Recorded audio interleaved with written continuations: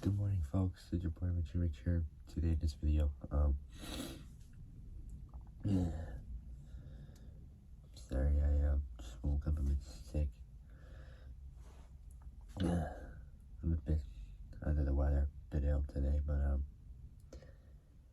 today in this video, is gonna be a different video, and as you guys know, that I recently yesterday posted what I'm gonna be doing for my next video, which is as you probably know by the title and by the picture of it as well.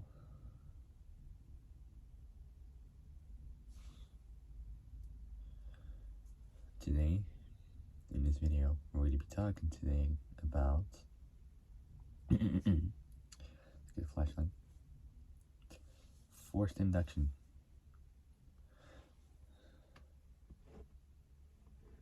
So this is going to be interesting, to do. So I just put my phone there just for some extra light.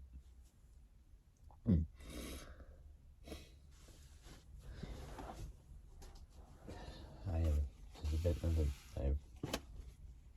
I guess I was a bit under the weather.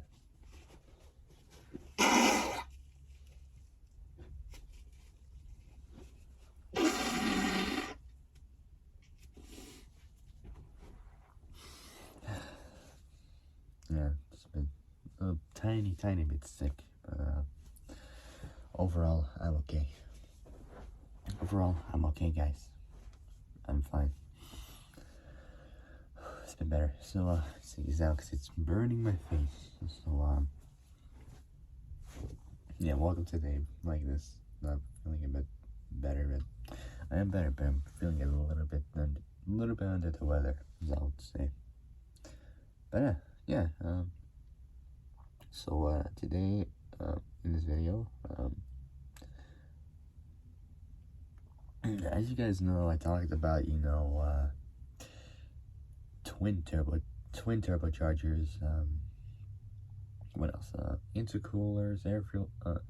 Twin turbochargers, air fuel ratios, intercoolers, air intakes. Now we're back into performance parts. Now, we're gonna go another step forward to the next stage of this. Because today we're gonna be talking about forced induction. So this is something to do with turbochargers and superchargers, which I talked about. I talked about twin turbochargers, air fuel ratios, superchargers, intercoolers, air intakes, and all that stuff. So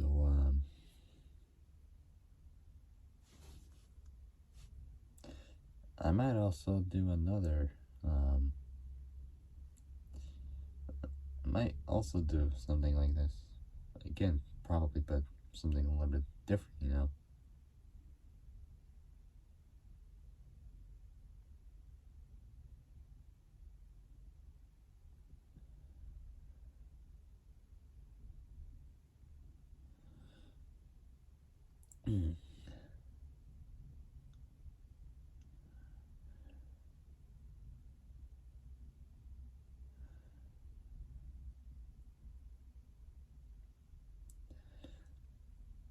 So I figured for my next video, I will do another performance part. And I think I've got the right one. I've got the right performance part I'll do. So I'm not going to reveal it. When I say I'm not going to reveal it, I mean, I'm not going to tell you guys because I don't want to spoil the surprise. I'm not a spoiler. I don't want to do that to you guys. No way. So I will do that info a little bit later after I've done the video. So I don't really want to tell you guys because this is a surprise.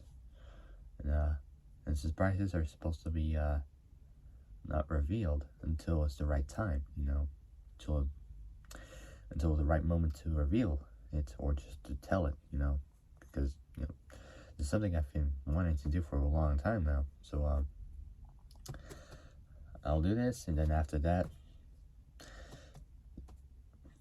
I will do another performance part. And this is what I've been wanting to do for a while now. So, because one day, if I have a performance car, if I have enough money, I'll be able to buy the performance parts, to install on my car. The parts I would want to install on my car are brakes, suspension, air intake, turbo, intercooler, exhaust, camshafts, cam gears, a lot of stuff, Even interior upgrades and tires as well, to get better grip, better traction and stability and all that stuff, and better control of the car, better control of the vehicle and all that stuff. But yeah, something I've been wanting to do for a long time.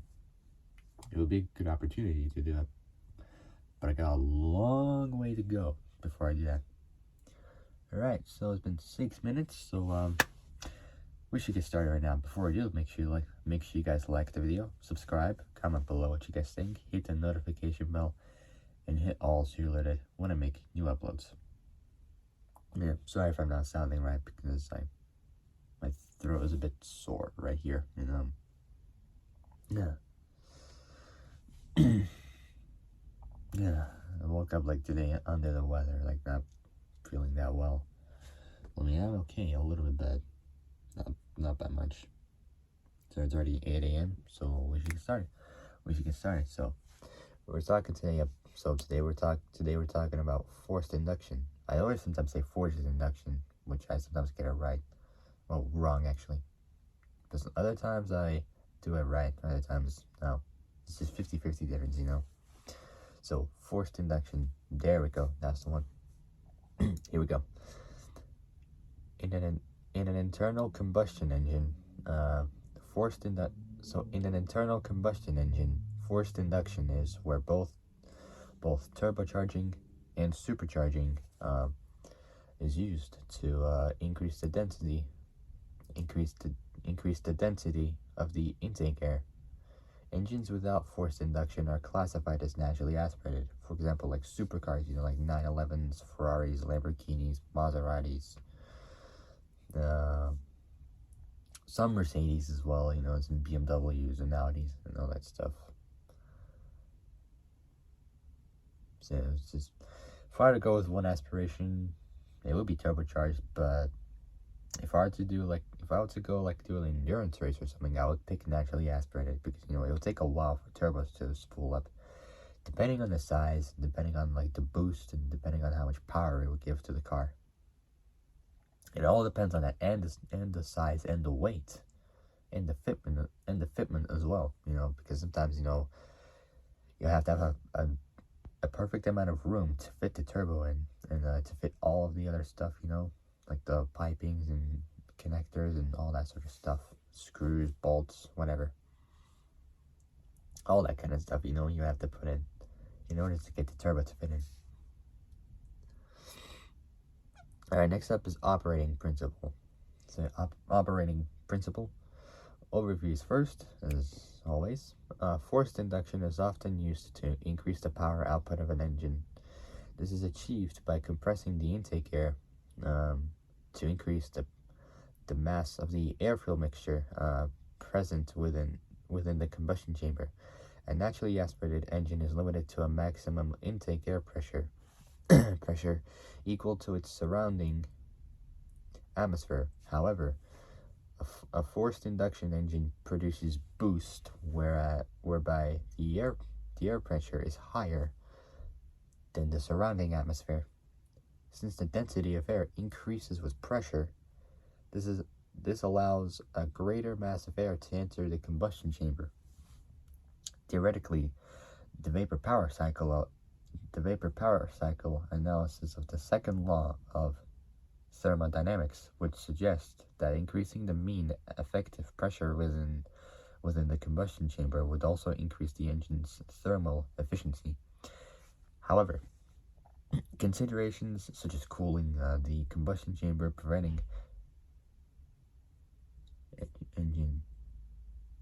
engine knock, like that. Well, sometimes it can be a little bit different. engine knock and limiting NOx, like NOx, which is nitrogen oxide exhaust emissions.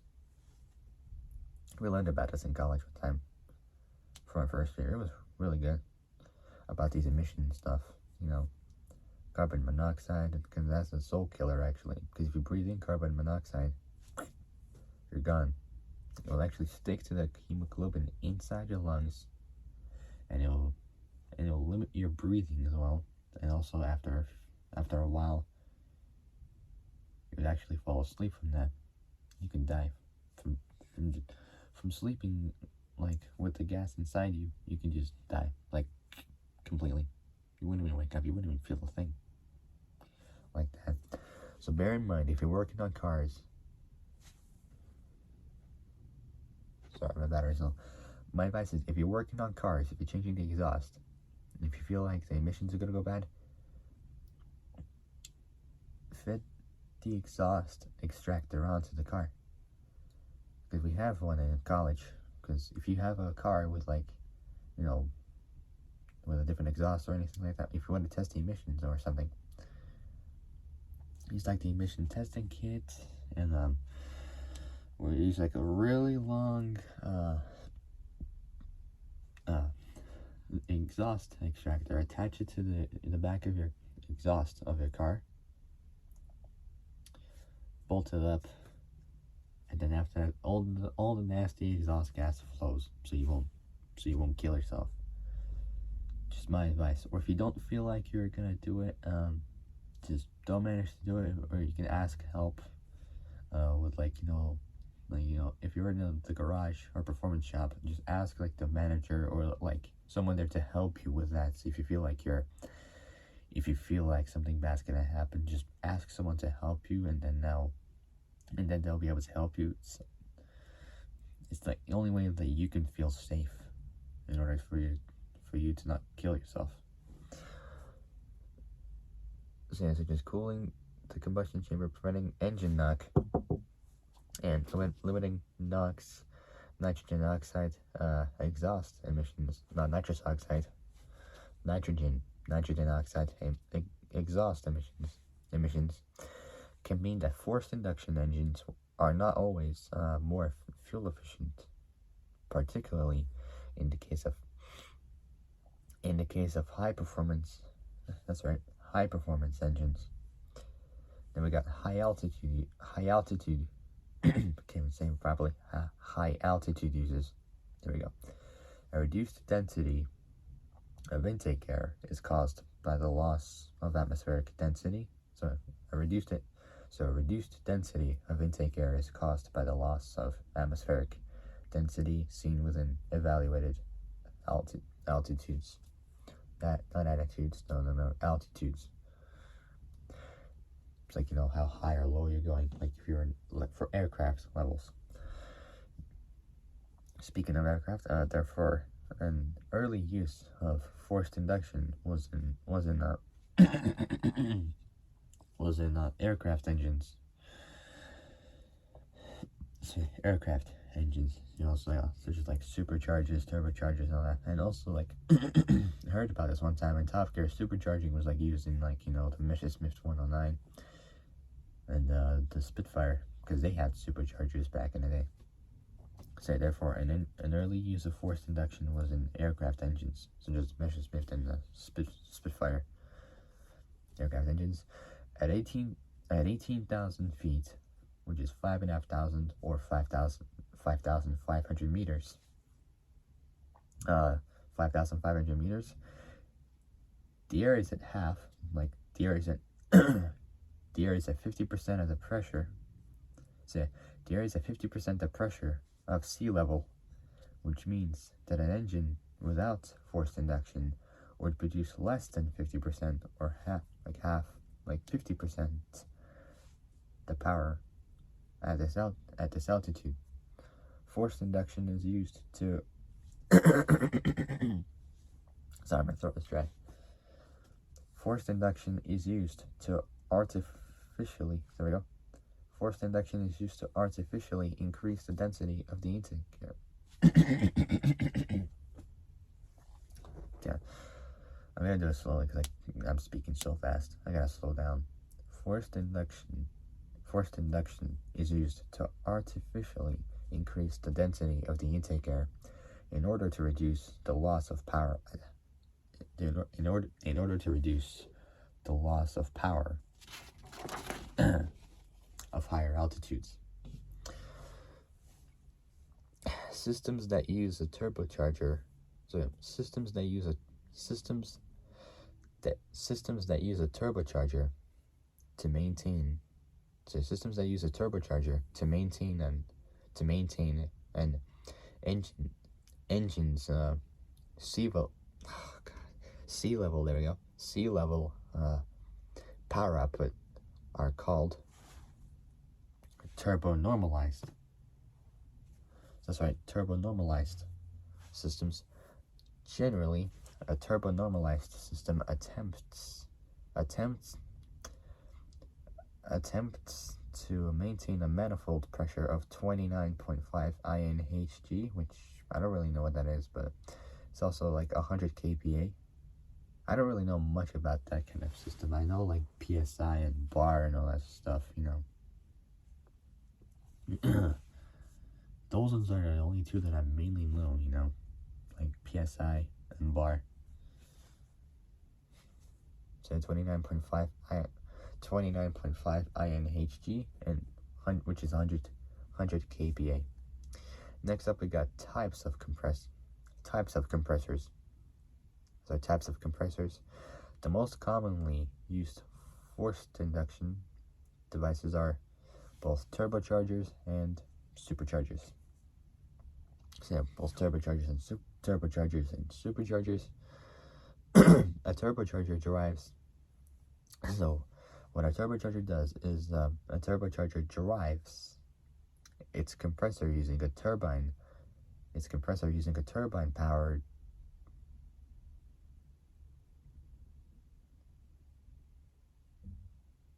using turbine power by the flow of exhaust gases, whereas a supercharger is mechanically powered by the engine, usually with usually using a belt from the engine's crankshaft. Because sometimes like superchargers are either chain driven or belt driven, you know, like by the engine, you know. So engine's crankshaft. And lastly, we got associated technologies. Here we go. Intercooling is often used to reduce the temperature of the intake air. So intercooling is often used to replace the temperature of the intake air after it's compressed. Another less commonly used method is water injection, or methanol injection is some people call it. So water injection, or you could call it methanol injection. Still a like different thing. So methanol injection. And that is it, guys. So sorry if it took so long. Like it's just, I'm not like myself today. Like I don't really feel that well. Like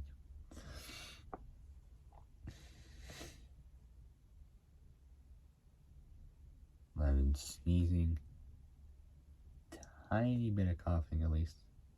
Well, not at least, but as well. I was supposed to say, why did I say at least? That was dumb. I meant to say as well. There we go. So sneezing a bit, coughing a bit of a sore throat in here, but for my next video, I don't actually know what I'm gonna do for my next video, but whatever I got in mind, I'll be able to do. So yeah, so that is it, guys. So if you guys like this video, like it, subscribe, comment below. So like it, subscribe, comment below what you guys think, hit the notification bell, and hit all so you're alerted when I make new uploads. And I'll also be doing another car explanation video, but this time it's going to be about a muscle car. So that's it, guys. If you guys like this video, like and subscribe, comment below, hit the notification bell, hit also alert when I'm making new uploads, and comment down below what else I can do, because I got a lot of options, but I want you guys to like tell me in the comments of what you guys want me to do, like for YouTube, like anything that you guys want me to do for cars, basically. So if you have any questions, let me know in the comments. If not, I can't talk. If you have any questions, let me know in the comments. If not, no harm, no foul, no pain, no gain. Feel free. It's totally up to you. Like, I don't mind. So yeah, I gotta get going. I'll see you guys soon in the next video. I'll see you guys soon in the next video. Till then, stay safe. Have a fantastic day, and I'll see you guys soon in the next video. Take care, folks. Wish me luck to get better. All right, it will make me really happy. So, I'll see you guys soon. Bye bye. So, bye bye.